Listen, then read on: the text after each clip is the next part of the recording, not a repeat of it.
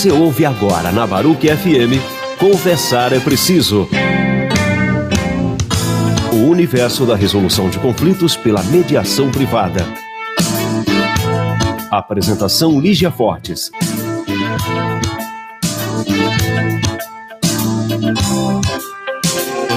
Olá, pessoal. Sejam bem-vindos aqui a radiobaruchfm.com ao Conversar é Preciso. Eu, Lígia Fortes, aqui na minha luxuosa companhia da Gisele Fernandes. Nós estamos aqui, né, Gi?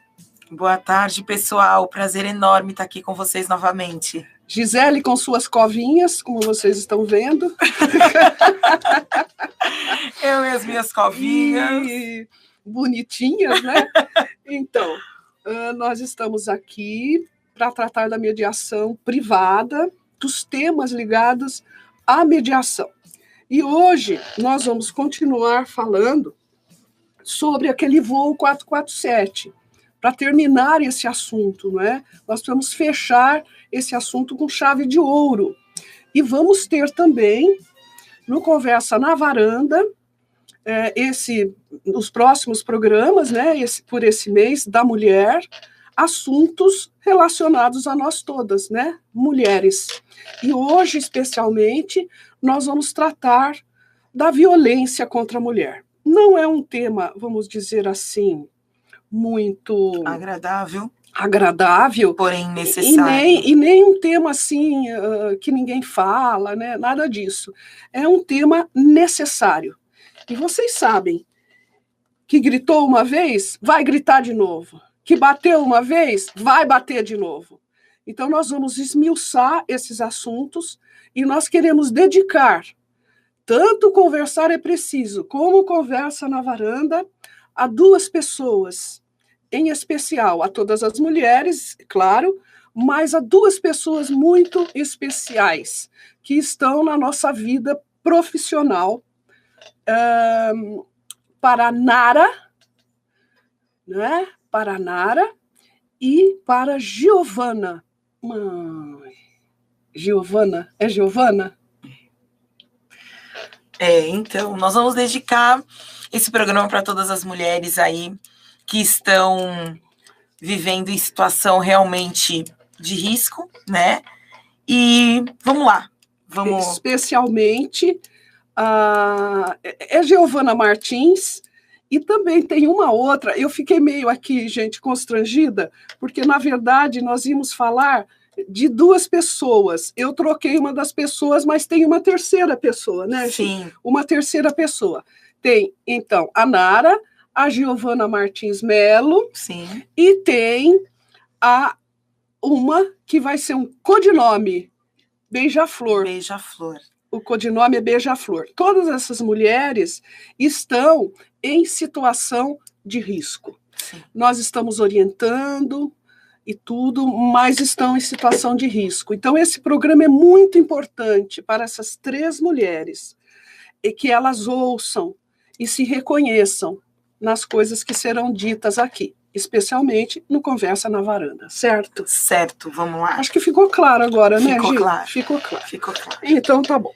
O voo 447 da Air France, que matou 57 brasileiros, ou 57 pessoas que viviam no Brasil, porque eu acho que tinham estrangeiros entre esses 57. Tinham estrangeiros residentes no Brasil. Residentes no Brasil, também foram amparados. Sim. Pela nossa lei e pelas negociações e a solução encontrada em 3, 4 meses para o que aconteceu, né? Uhum. Morreram 228 pessoas e 57 brasileiros e estrangeiros residentes aqui.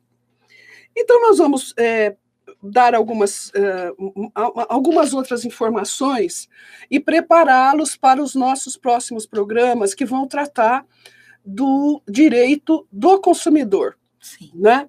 Então, aqui esbarra nisso também, mas não é o foco da questão.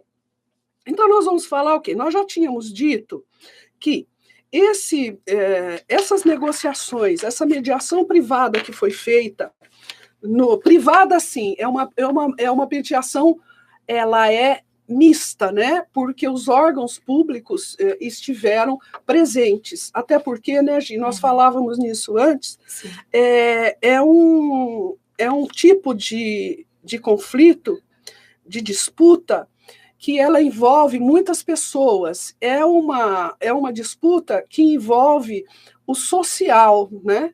É uma disputa que envolve o institucional também.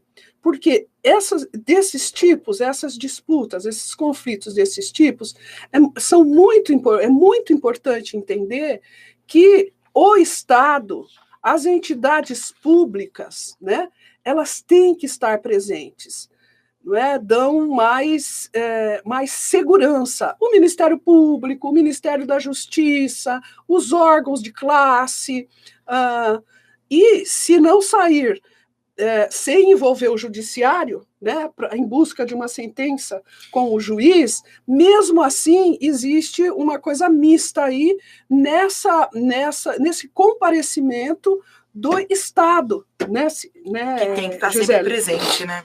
Que tem que estar sempre presente nesses casos. Desculpe, eu estou muito gripada, então às vezes eu vou tossir, vou espirrar e tomar água. Então, tenham paciência, tá certo?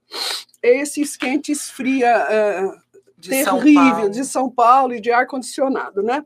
Mas, assim, voltando para cá. Então, como que se construiu esse entendimento desse voo 447? A construção do consenso, ela foi extrajudicial. Totalmente. Todo mundo concordou. Num primeiro momento, o que foi feito? O cadastro das pessoas, obviamente. São 57 pessoas, né? Não é tanta gente assim, como Brumadinho, por exemplo, é mais difícil, né? Tanto o número de mortos quanto o número de pessoas atingidas, né, por essas tragédias, como a da Samarco também.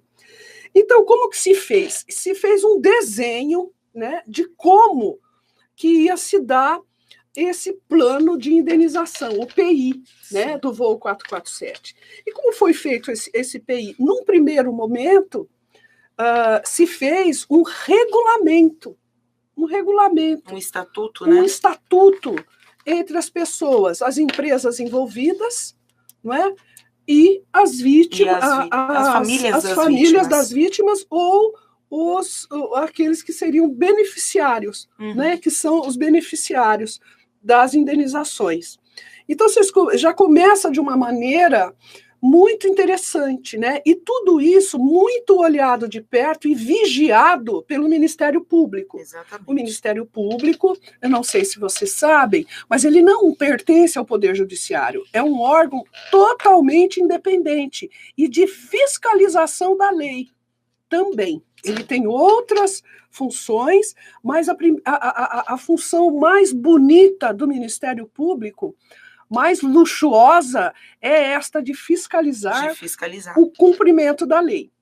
Então, não é porque é uma mediação, e em qualquer mediação também se pode falar isso, tem que se cumprir a lei, muito pelo contrário, né, gente? Não pode descumprir a lei. Tudo tem que ser feito dentro da lei. Inclusive, o estatuto foi baseado nas leis que já existiam para cumprir as indenizações. Exatamente, para os cálculos das indenizações, tudo foi feito respeitando jurisprudências dos tribunais superiores, tudo foi feito segundo a vontade das partes, a vontade final, depois da negociação.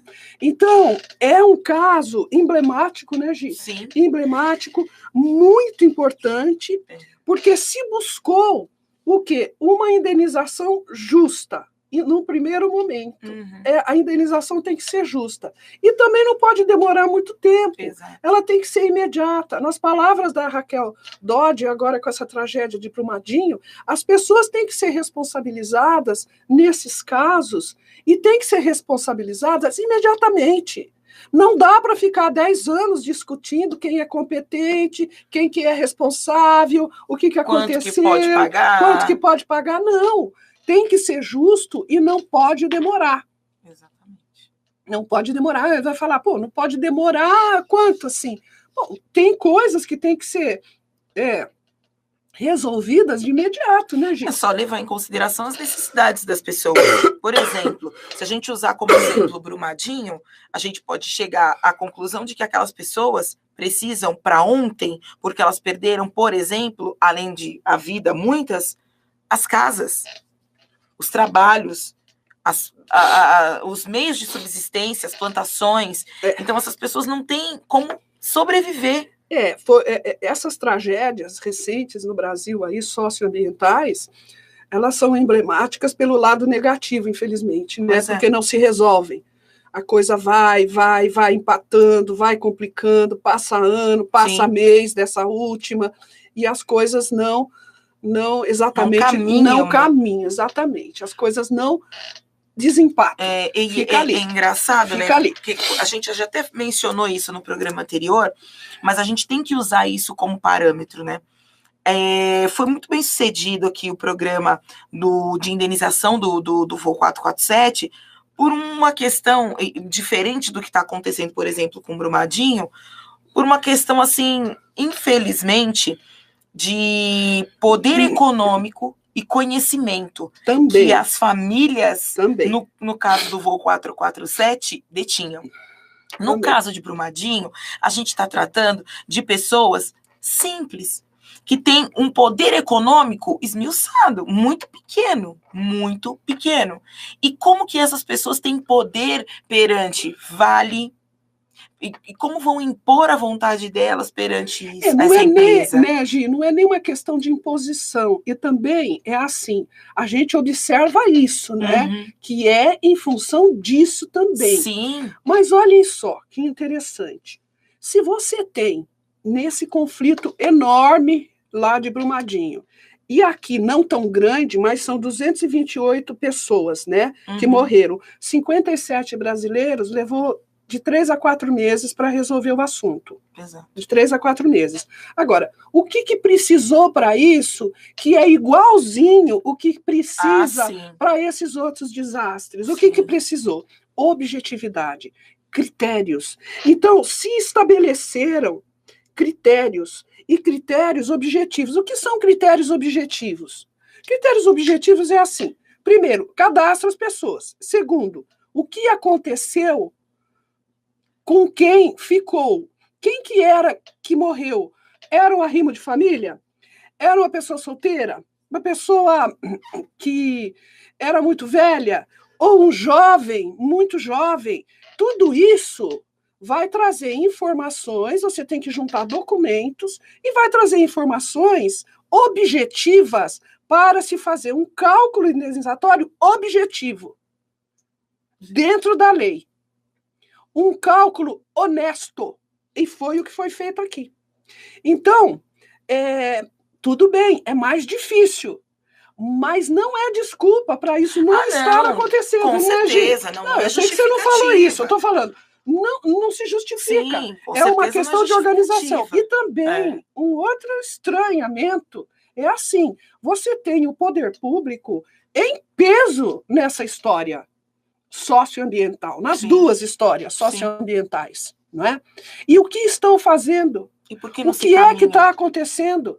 Porque a função do Ministério Público, a função do mediador, a função do Ministério da Justiça é exatamente equilibrar as desigualdades. Exatamente. Porque quando se senta à mesa, vocês já sabem disso, a gente sempre fala, mas vamos repetir porque é importante, né? O que se fala? A mesa de negociação tem que haver um equilíbrio. Dentro dos desequilíbrios, tem que haver um equilíbrio quando se senta à mesa de negociação. Então, está faltando isso, organização, olhar objetivamente para o problema. O que foi feito aqui, nesse voo 447, né? Eles olharam, o que eles recolheram? Eles recolheram documentos, eles recolheram dados do que cada pessoa da família que perdeu, né, da vítima correspondente, o que essa pessoa perdeu? A lei, é claro, da pessoa, mas o que ela perdeu? O que tirou dela? Qual a expectativa de ganho? Qual a expectativa de vida? De quem morreu? De quem morreu. né? Porque, na verdade, por exemplo, existe uma indenização. Era uma pessoa muito velha, sei lá, 70 anos, exemplo. Qual a expectativa de vida? Qual a contribuição daquela pessoa para a vida da família? Já no final da vida, a gente tem essa noção de que a expectativa de vida dela é pequena e a contribuição já foi feita, né? Para a família, ela já foi feita, ela já tinha uma construção de vida. Sim. Agora, se a gente for tratar de um jovem de 20 anos de idade, por exemplo, ele está iniciando a vida e a contribuição que ele teria que fazer à família ainda viria, ainda estaria por vir. Se estivesse fazendo uma faculdade, enfim. E se era uma criança, então, piorou, né? Porque a situação ainda fica muito mais drástica, exatamente, né? Chico, exatamente. E é isso que vai balizar. Então, assim, nós estamos fazendo essa comparação e dando esses exemplos. Por quê? Porque para haver um entendimento, assim, que é possível, sim, objetivar. Sim. E o que aconteceu aqui? Se objetivou. Tem que se objetivar. Como que eles... tem que objetivar a partir de quê? Desses dados que a Gi colocou, sim. E aí você vai conseguir mensurar, você vai conseguir medir o quê? A indenização. A indenização, o valor você final vai conseguir medir a indenização. Então, assim, eles se basearam em dados objetivos. Quem é que passou por tudo? Tá, teve uma negociação aqui, a Gisele concordou, tal. Não, mas não é só a Gisele, que é uma beneficiária ou é um familiar da vítima. Não, o MP vai ver, vai fiscalizar o que a Gisele aceitou para ver se é legal. Para ver se é legal e para ver se não há prejuízo para ela. Até porque, né, a gente tem que levar em consideração o seguinte: nesse momento de dor, que é um momento de dor, você perdeu um ente familiar, e, é claro, não importa a idade que esse ente familiar tenha, é um ente familiar, vai doer, você está de luto, e aí a tua visão das coisas, ela fica viciada. Então, o Ministério Público ele tem que trabalhar também nesse sentido, do quanto que as pessoas querem, do quanto que é possível pagar, do quanto é legal, do quanto tem que se pagar, sim, né? Sim, então, tem que ser feita esse equilíbrio porque, também. Por exemplo, agora em Brumadinho, você até me trouxe essa notícia. O que aconteceu? Aconteceu isso lá naquela tragédia ambiental na Baía de Guanabara, aqui o ano passado, que aconteceu um derrame de milhares de litros de óleo da Petrobras lá. O que aconteceu? Apareceram os espertos, ou as espertas, né? Se passando por morador de Brumadinho, que agora perderam e foram presas 2 mulheres em flagrante. Então, sempre tem os dois lados. Não se pode pedir uma indenização que não seja compatível realmente com o dano moral, o dano material, né? Tem os dois danos aí, o moral e o material. Então, isso tudo tem que ser feito com muito cuidado. Com muito critério. Né? E uma coisa muito importante, né, Gi, nesse caso aqui, é que todos tinham advogado. Sim. E se acontecesse de alguém não tivesse advogado, um público seria lhe nomeado, né? Ninguém não tinha advogado. Então, assim, o que tinha? Qual que era o ambiente? Era um ambiente de total colaboração. Sim. Era um ambiente não adversarial, era um ambiente sem animosidade, sem violência de qualquer ordem. Sim. De empoderamento das partes. Exatamente. Né? Todos foram realmente acolhidos, né, gente? Exatamente. Realmente acolhidos. Ouvidos. Sim. Ouvidos. Sim. E construíram o acordo, efetivamente. Eles, os beneficiários, os familiares, as empresas, o Ministério Público, os órgãos de proteção, o que mais que eu estou esquecendo? O Ministério da Justiça, né, gente? E os advogados. Porque, assim, o advogado, pessoal, é muito importante nesses casos. Muito importante. Então, tem que nomear para esse pessoal lá um advogado público, não é? Se é o caso. dessa coisa, porque ele também vai ser um fiscal do que está acontecendo. E a gente não pode se esquecer que, assim, é óbvio, a gente não pode negar isso. O Ministério Público está trabalhando, sim, propostas que são válidas, né? Está aí numa casa de 2 milhões, a proposta do Ministério Público, a proposta da Vale é um pouco menor, né? Eu não estou sabendo. Qual que é a proposta da Vale? Então, nessa última indenização, pagou 30 mil, né, para uma vítima. Aliás, uma vítima não, né? A filha de uma das vítimas. A gente não tem informações maiores com relação a pessoal? Isso. Essas questões que estão acontecendo em Brumadinho, elas não estão sendo devidamente divulgadas. Sim. Né? A gente não sabe. Foi feito um acordo, mas não tem informações em que situação. A Vale só diz que fez o pagamento de acordo com aquilo que, de fato, eles entendem justo. Então, assim, mas não dá para negociar direto com a Vale. E não nem dá. direto com a vítima, né? Que não tem condição Não dá. Então, eu estou dizendo, a vítima direto com a Vale. Sim, não dá. Então, aí falta até a ética, né? Aqui, nesse caso, a ética foi rigidamente seguida. Sim. Rigidamente seguida. E pautada por princípios, né? Por princípios. Básicos. Então, e também tem aquele sentido sempre da legalidade e sempre da não ser uma imposição, né, pessoal? Nós vamos falar um pouquinho mais à frente sobre isso, mas, assim, a pessoa sempre tem a oportunidade de sair daquela situação e ir para o judiciário, por exemplo. Né? E ir para o judiciário. Não tem problema nenhum. E tudo isso foi, assim, muito explicado. Quer dizer, essa alternativa do plano de indenização criado através dessa resolução, como é que fala? O que foi criado. O regulamento e tudo mais, é lógico que só foi aceito com todo mundo fiscalizando, que tinha ali de direito, e sempre não excluindo aos participantes outras alternativas. Olha, não quero, não é assim que eu quero. Tudo bem, o senhor, a senhora vão procurar os seus direitos, né? Então, assim, todo mundo foi acolhido com dignidade, com respeito. Isso foi muito frisado. Todos que eram acolhidos mesmo, inclusive os advogados. Porque vocês sabem, né, pessoal? Sem advogado também não se faz justiça. Não se faz justiça. Nossa classe é uma classe difícil, né? É muita gente com poder, né? Muita gente sem poder. Sem poder.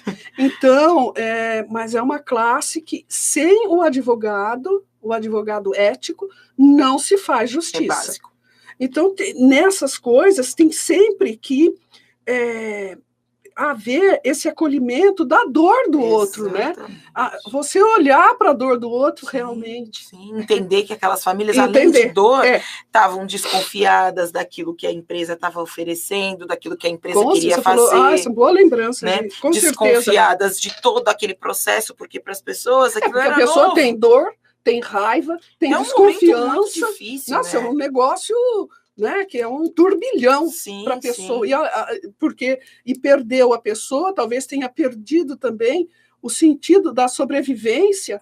Como é que eu vou sobreviver? Enfim, uma série de coisas. Então, nessa mediação se passou primeiro pelas primeiras conversas, chamando as pessoas, as salas muito bem ambientadas, muito tranquilas, né? Depois foram feitas as propostas. Né? De parte a parte, foram feitas as propostas. Isso, pessoal, durou de 3 a 4 meses.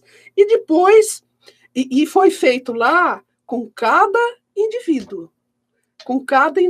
A gente tem números do pessoal, da família Quantas famílias tem? Porque não bate com o número de desaparecidos ou dos cadáveres que foram encolhidos. Em Brumadinho.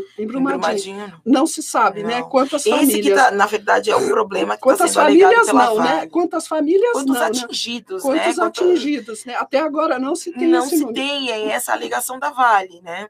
Não se fechou ainda uma proposta, porque não se tem ainda ideia do número de atingidos. Porque, na verdade, ainda faltam 111 pessoas que estão desaparecidas. Nós estamos muito no início de tudo, né? Aí. Mas, assim, feitas as propostas, se passa, aí sim, à mesa de negociação. Sim. Até não se oferecer proposta, não está à mesa de negociação. Exatamente. Então, foi muito pautado isso, que é o que a gente faz nas mediações, né, Gi? Que é o que a gente faz. Teve também uma figura que eles chamaram de observador. Observadora. Essa pessoa, mesmo com o MP, mesmo com o Ministério da Justiça, com os órgãos, tinha um observador, por exemplo, está havendo a mediação aqui, a negociação. Esse observador, ele é uma estátua, uma samambaia ali do lado, ele não se manifesta, mas ele observa. Por quê? Porque, às vezes, mesmo o mediador, mesmo todo esse pessoal aí, MP, papapá, a gente vai fazendo a coisa e não percebe alguma coisa outra que está acontecendo e que é importante. Então, esses observadores olharam para isso, foi que nem no 11 de setembro lá, né? Nas Torres Gêmeas, e esse é um modelo que foi importado, inclusive, daquela catástrofe que morreram, acho que me parece, quase 3 mil pessoas, né? E também lá não se encontravam as pessoas, tem gente que sumiu, porque com aquela temperatura a pessoa derreteu, né? Não tinha mais. Então, esse observador fazia esse papel. É muito bacana isso, né? É uma coisa que funciona muito bem. Na mediação, a gente usa, Afrânio, o comediador, por vezes. Quando a coisa é muito grande, muito grave, muito séria, com multifacetária, com muitas partes, o que a gente faz? Tem que ter pelo menos o comediador, que ele faz o papel de observador, só que ele participa mais. Mas o observador é imparcial. Totalmente imparcial, né? Sim. Como o mediador também sim, é. Claro. Então, é muito interessante isso. Eles não usam esse termo de comediador porque não era mediador. Mas depois havia reunião, o cara falava, olha, aqui eu achei que pegou, ali, entendeu? Sim. Então, eles foram se cercando. Uma coisa muito moderna, né? Até porque não tem como mediador ver todas essas situações, até porque era uma quantidade grande de pessoas.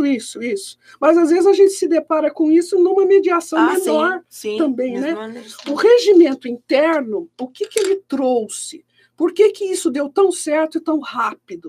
Ele previa princípios. Ele previa princípios e previa valores que tinham que ser observados, né? Sim. E assim foi feito. Né? Tudo vigiado por todo mundo, inclusive pelos advogados. Exatamente, pautado pelos princípios. E aí que foram... Gi, o primeiro deles, né? O princípio da transparência, obviamente, porque para deixar claro para todas as famílias ali que estavam presentes, né, quais eram as intenções, as regras do regulamento, a sua possibilidade de estar ali ou não, esclarecer como ia funcionar todo o procedimento, que já tinha sido previsto, inclusive no estatuto, as reuniões, a possibilidade de acessar as pessoas ou a empresa ou quem quer que fosse para tratar da questão do acordo. O conhecimento prévio, né, gente? Conhecimento de tudo, prévio, de qualquer coisa que restrito. fosse fazer. Aliás, na mediação, os mediandos, as partes, eles têm que saber tudo com antecedência, né, pessoal? Certeza. O que vai acontecer na privada, pelo menos, né? Na judicial se fala ali alguma coisinha, né? Sim. Mas na privada tem que saber. Então, o princípio da transparência traz mais segurança também. Né? Com certeza. Agora vamos acelerar que nós estamos em cima. Princípio da isonomia para trazer uma igualdade, né, entre a empresa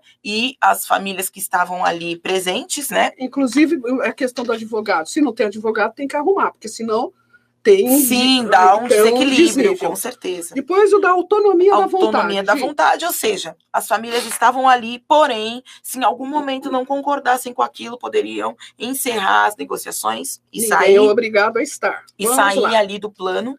Isso, Tem aí o princípio da confidencialidade, né? Que é prioritária, que eles trataram com prioridade. As pessoas podiam se expressar livremente, exporem as suas ideias, exporem as suas necessidades, as suas limitações, a intimidade, porque envolve a vida financeira da família, que foi de alguns casos, né? Na maioria dos casos, né? Afetada. Diga. Fala sem o risco que essas informações fossem transferidas ou usadas em favor da empresa. Quer dizer, as partes ficam blindadas, né, pessoal? Sim. É como se estivesse dentro de uma sala, aqui como nós estamos no estúdio, ninguém entra, ninguém sai. O que está sendo discutido ali não pode ser usado lá para fora. É tudo confidencial e sigiloso. Exato. O próximo, a eficiência. A eficiência. Nós falamos aqui que, inclusive, foi muito rápido, né? Os acordos foram construídos aí no período de 3 a 4 meses, o maior, né? E demorou aí os 4 meses mesmo.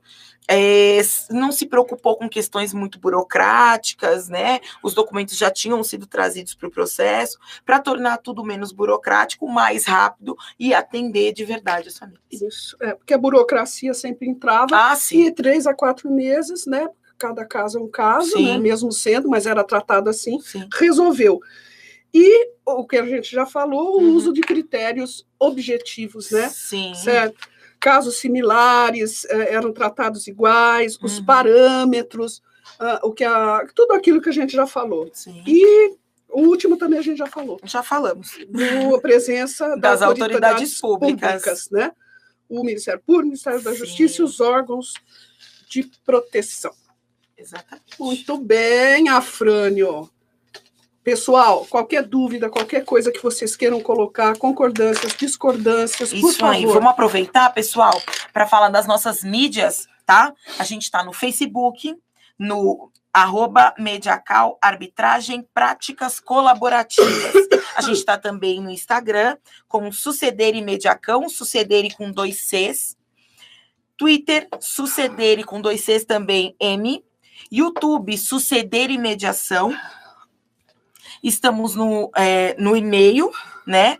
contato@sucederemediacão.com.br e no WhatsApp. Mandem aí suas sugestões, críticas, sugestões para os próximos programas, dúvidas que vocês tiverem por qualquer coisa que a gente tenha falado aqui.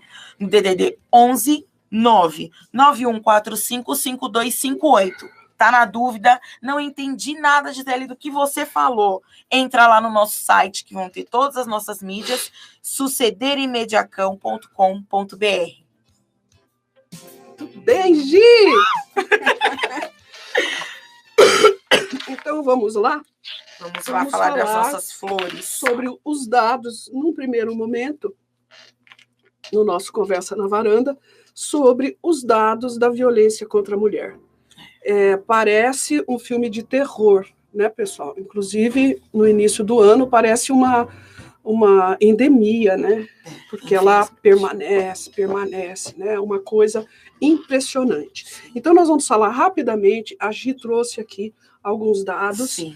E depois a gente passa a falar propriamente do que está acontecendo, trocando umas ideias com vocês. Por favor, nosso Zap está aberto e todas as outras mídias também. Sim. Bom, inicialmente, gente, eu vou dizer para vocês que eu vou trazer um dado estatístico o mais recente que a gente conseguiu localizar, tá? É um dado fornecido pelo CNJ, Comissão Nacional de Justiça, Conselho Nacional de Justiça, que aponta que cresceu 34% os processos de feminicídio e de violência doméstica. É muito grave. Se já não era grave, está piorando. 34% de mulheres atingidas, e nós estamos falando aí no mês da mulher. Todos os dias a gente é impactado aí por uma notícia de uma agressão brutal, cruel, grotesca. Se tiver mais algum dado aí... Quando não mata, aleja, né? Exatamente. E todos com simples motivo. É uma mulher. Isso é grave. Isso é doído, dói na gente, dói na pele, né? A gente pode não ter sofrido a agressão física, mas só em assistir as mulheres sofrendo por isso, em todos os níveis. O nosso psicológico é afetado. A gente está coletivamente, né? Intimamente afetado por isso.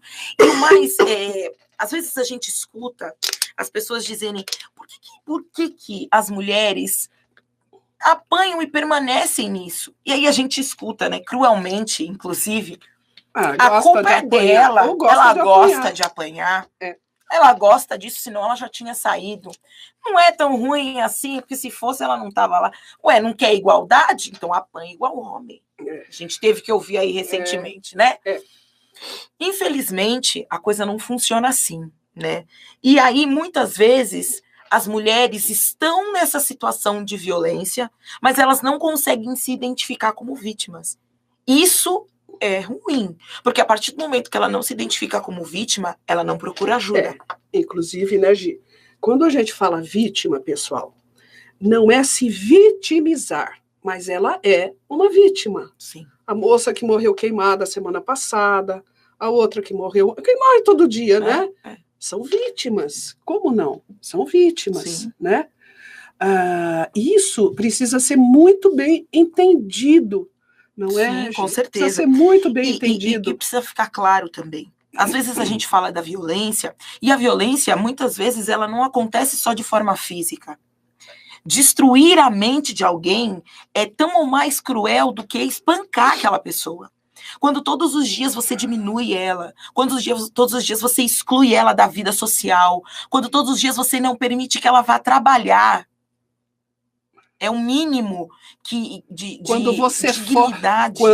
Quando ela é forçada ao sexo, estuprada pelo próprio marido sempre. Sim, né? E às vezes com o objetivo, inclusive, de engravidar mesmo, para ir ficar dentro, para prendê-la ainda mais de casa. Naquela relação. Então, assim, são violências múltiplas. Sim. São violências múltiplas.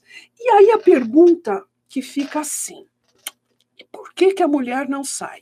Né?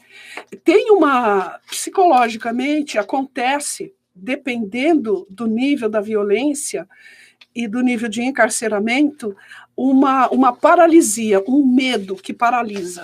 Né? O principal motivo, né, para a mulher não sair é o medo. E ele vem multifacetado, né?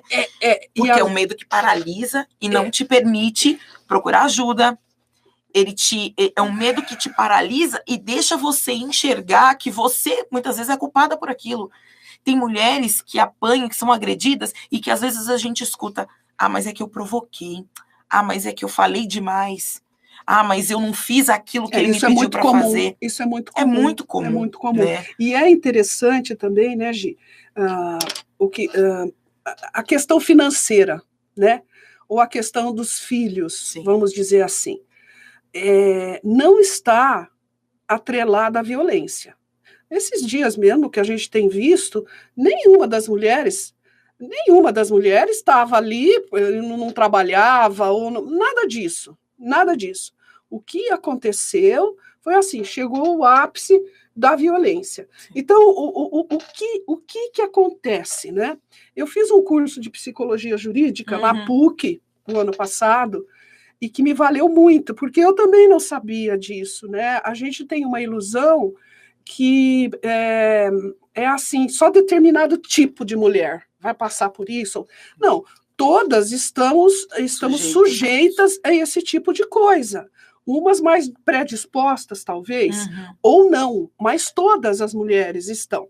Né? Ser surpreendida, o cara levanta a mão e larga o braço. Sim. Então, isso pode acontecer com qualquer uma de nós, em qualquer nível social. Exatamente. Juízas, advogadas, médicas, professoras, empregada doméstica, babá, donas de casa, toda sorte de mulheres, em todas as profissões, em todas aquelas que não têm profissões também.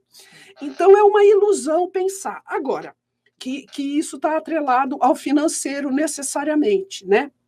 Agora, o que acontece, né, Gi? O que a gente tem visto muito, né? e a gente tem uns casos no escritório, Sim. citamos 2, né? E a Giovana é um caso especial, porque é um caso de uma amiga dela, Sim. né? Não é com ela, a Sim. Giovana Martins, não é com ela. Não é com ela. Mas ela nos trouxe. Essas 3 pessoas, a gente está tentando ajudar. Mas é muito difícil, a pessoa tem que querer. E, às vezes, a paralisia psicológica é tão grande que ela não que a consegue se pessoa mover. tem a ilusão que o cara gritou e não vai gritar mais. Que o cara empurrou, deu um empurrão nela e na parede assim, e não vai mais fazer isso. Que bateu e também não vai mais bater. Que ele prometeu que não vai mais bater, né? E que não vai mais bater, que gritou e não vai gritar. Então, assim... Tudo vira uma desculpa. Isso, gente, é mentira. As desculpas dadas por esse psicopata, por essa pessoa... que se não for psicopata precisa de ajuda, né? Porque a psicopatia é muito complicada. É um agressor, né? É um agressor. O cara é um agressor. Sim. Né? Ele precisa de ajuda? Precisa de ajuda, mas quem precisa mais de ajuda de imediato é a mulher. Que está correndo risco de vida. Quando chega nesse ápice da morte, a agressão é tão forte, ele perde o controle, mata. Gente, ele não fez aquilo uma vez, ele vem fazendo sempre. Ele vem fazendo sempre. A violência, ela tem uma escalada, né? Ela começa psicológica e aí ela vai física de forma branda, se podemos chamar assim. Depois ela vai aumentando até o ponto em que ela te mata. E ela vai te matar. Então, assim, o que acontece? A pessoa, às vezes, acontece várias coisas, né, Gi? Sim. Tem aquela pessoa, assim, que consegue uma medida protetiva, a mulher consegue a medida protetiva, a mulher sai de casa, tem apoio e ela volta. O cara assedia e ela volta. Assedia, me diz desculpa, eu não vou fazer mais, eu prometo, não é assim, pelo amor de Deus, eu te amo, porque volta pra mim. Componente, né, que a mulher acredita, porque ela ama, né, e ela acredita que o amor dela basta. A mulher ama, mas aí o que acontece? É uma coisa importante. Eu tenho dúvidas. A mulher ama. Não é costume? Será não é que é costume? Pode ser muitas vezes, mas tem situações em que a mulher ama. E aí ela volta porque ela acredita no amor dele, no amor que ela sente, que o amor que ela sente vai reconstruir tudo. Enfim. Nem ele ama e nem ela, né? Então, na minha opinião. Mas onde a violência não há amor, infelizmente. Não tem. Onde a violência não há amor. Se um dia ele foi capaz de ter algum ato violento com relação a você, e não só físico, mas psicológico, ele não te ama. E ele vai fazer de novo. De jeito nenhum. E vai fazer de novo, e vai fazer de novo. E assim, esse tipo de homem, esse tipo de violência, quando a mulher volta, quando ela vacila, entendeu? Ela dá uma vacilada, vacila assim, não pode falar vacila, que vai achar que ela vacilou, saiu com um monte de gente, depois voltou para ele. Não é isso que eu quero dizer. Justificar, quando ela volta atrás, vamos expressar melhor. Quando ela volta atrás e perdoa ele fica, gente, com uma força descomunal. Ele se acha o máximo e fica com raiva também.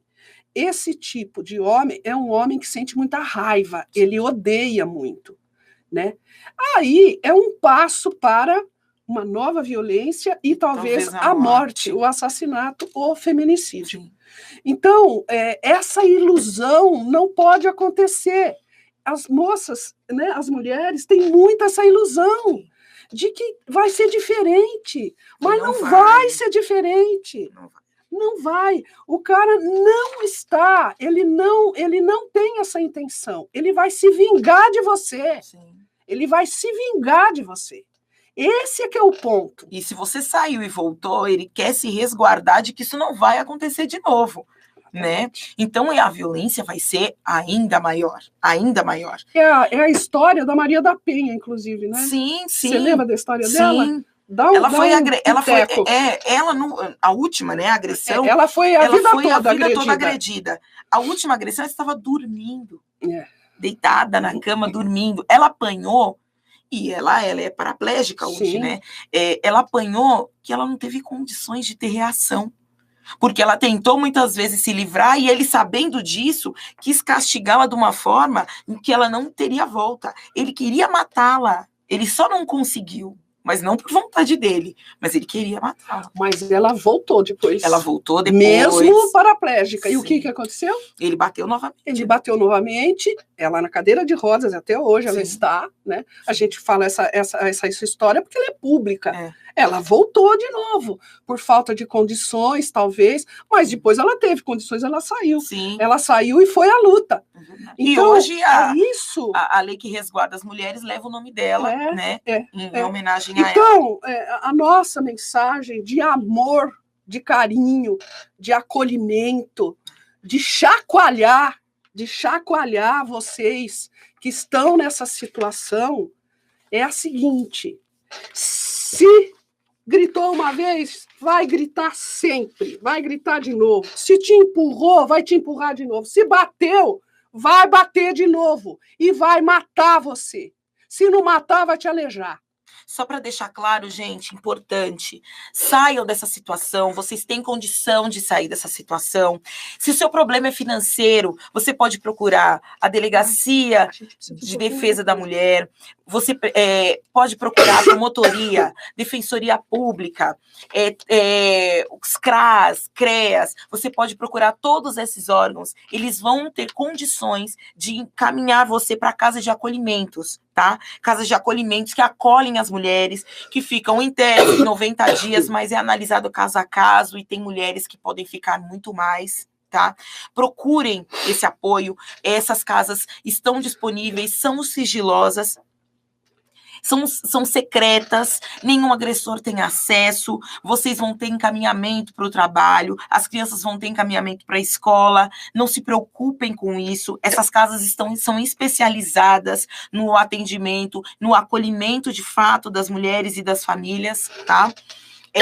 Essas casas são secretas, vinculadas ao setor público, à segurança pública. Vocês terão proteção e condição de dar seguimento à vida de vocês. Vocês terão também uma segurança do que a gente chama de uma medida protetiva. Sim. Que é o juiz que dá, né? Através da promotoria e da defensoria pública é conseguido o juiz que dá, documento. Ou seja, o sujeito não pode chegar a 300 metros, a 500 metros, não pode chegar, não pode te assediar por rede social, não pode te assediar por telefone, entendeu? E isso funciona bem. Agora, é assim, são poucos, né? No Brasil todo, eu não sei como é que anda, né, Gi? Acho que a gente não teve nem acesso. Esse dado atualizado. Mas em São Paulo... tem alguns telefones, alguns lugares. Sim. Nós vamos passar nas redes sociais. Nós vamos deixar lá nas redes sociais os números. Tá? E provavelmente amanhã nós teremos tudo no site também. No site da Sucedere. Que é o Sucedere. O Sucedere mediação.com.br. Mediacão.com.br. Entrem, lá também vão ter outras informações. Né, Gi? Exatamente. Agora, você... É só dar algumas informações. Foi agredida, está em situação de risco, viu alguém agredir, vizinho, familiar, está ciente, não quer se envolver diretamente, Delegacia de Defesa especializada no atendimento à mulher, diz que 180, tá? Vizinho, ouviu alguém agredir, briga de marido e mulher, se mete sim, talvez a vida daquela mulher está dependendo da sua denúncia, tá? Procurem a Defensoria Pública, chamem a polícia, na pior das hipóteses, 190 tá lá para atender a todas, tá? Eu vou dar aqui alguns números de algumas casas de abrigo aqui no estado de São Paulo, tá? Entrem na internet, tem acesso a essas casas, aos telefones, tá bom? No resto do país. Eu vou dar alguns dados aqui com relação ao estado de São Paulo, tá? Nós temos uma casa em Mogi das Cruzes, o número é 4728 DDD 11 1878 ou 47259826. Temos uma casa no Ipiranga, No bairro do Ipiranga, DDD 11 2272 0423. No bairro da Casa Verde, DDD 11 3858 8279. E nós temos também a Fundação Francisca Franco, DDD 11 3120 2342, ramal 24. Tá? Essas são algumas apenas. Existem outras milhares. Existem umas que não são informadas na internet por motivos óbvios, para manterem em sigilo mesmo, tá? E vocês terão acesso a elas procurando a Defensoria Pública, a Promotoria ou a Delegacia de Defesa da Mulher. Tá certo. Exatamente. Tá? Procurem ajuda. Tudo isso vai ter tá? nas redes sociais e no site, tá, meninas, pessoal? Procurem ajuda, uma amiga, uma vizinha, o que for necessário, tá? Para essas nossas amigas conhecidas, né, que nós mencionamos aí no começo, estamos aqui. Aquilo que a gente puder ajudar, a gente está à disposição. Não desistam, não desistam. Eu sei que é difícil, eu sei que o que vocês passam não é fácil, mas a gente está aqui. Mas vocês valem muito. Muito. Muito. Muito. Tem quem as ame. E contem com a gente. Qualquer coisa, vocês têm o Zap também. Sim. A gente pode dar alguma orientação. Nara e Beija-Flor, estamos aqui abraçando vocês, acolhendo vocês. De verdade. E estamos com vocês. Para qualquer situação, como já estamos tomando providências, tenham fé, tenham coragem. Fé só também não adianta, né? Não adianta. E nem coragem só. A coragem, ela tem que se concretizar em atitudes. O primeiro passo, né? É se livrar desse medo, porque ele é infundado. E lá na frente eu tenho certeza que vocês vão ser muito, muito, muito felizes, porque vocês merecem. Obrigada, pessoal. Abraços. Obrigada, gente. Obrigada Boa pela semana para audiência, todos. que só cresce. Abraço. Até semana que vem.